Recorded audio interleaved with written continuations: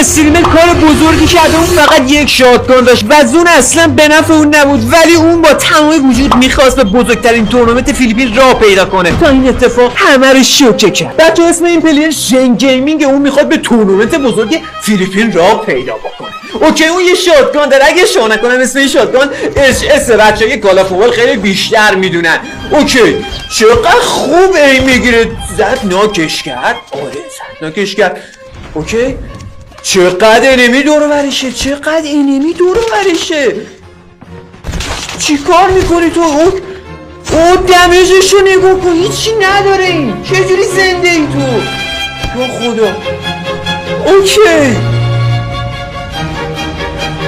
پسر همه افتادن دنبالش، پول اسکواد دنبالشن. ببینیم چی کار میکنی. یا خدا یکی رو زد ناکر، دومی رم زد، آخری رو میتونی تو. جی